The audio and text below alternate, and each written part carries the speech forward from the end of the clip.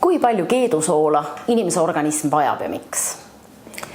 Meie organism vajab ööpäevas kuni 5 grammi ehk 1 triiki teelusikatäie keedusoola. Eesti inimeste soolatarbimist on uuritud ja on leitud, et me Eestis tegelikult kasutame 10–15 grammi ööpäevas ehk 2–3 teelusikatäit soola.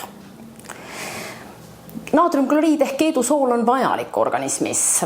Tähtis on ta vee hulga reguleerimiseks, tähtis on ta alus- ja happetasakaalu reguleerimise juures ja samuti on ta tähtis närviimpulsside edasikandmise juures. Samas aga soola liigsel tarvitamisel koguneb liigset vedelikku organismi, tõuseb ringleva veremaht ja tõuseb vererõhk. Kuidas oma ööpäevast soolatarbimist hinnata? Paljudes toiduainetes on ju sool juba eelnevalt sees. Selleks on hea abivahend soolakalkulaator. Soolakalkulaatori puhul on võimalik üksikuid toiduaineid oma taldrikule tõmmata ja vaadata, milline soolakogus sellega kaasneb. Näitena võib siin tuua, et 1 soolakurgi ja 1 grillvorsti taldrikule tõmbamisel ja söömisel on ööpäevane soolakogus täidetud. Kuidas piirata soola tarbimist?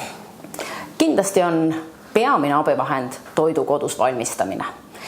Kui olete toitu valmistanud, lisage soola alles valmistamise lõpus. Kindlasti maitske eelnevat toitu. Võib-olla toit soola ei vajagi. Toidu maitsestamisel on väga erinevaid võimalusi, saab kasutada erinevaid ürte, maitsetaimi ja pipraid.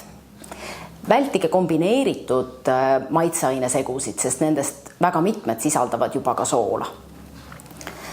Vahepaladeks ja toidu soolasuse vähendamiseks soovitatakse kasutada köögivilju ja puuvilju.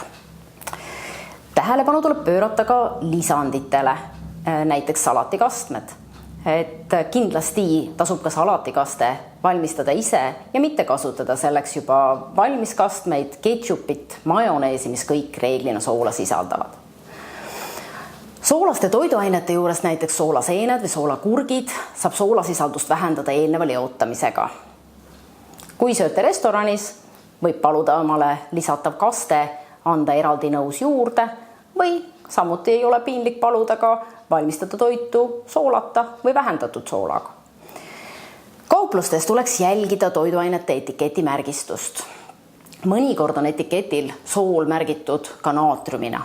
Tuleb meeles pidada, et 1 gramm soola võrdub 0,4 grammi naatriumiga. Kindlasti on oluline teada ka, et vähendatud soolasisaldusega sool on siiski sool.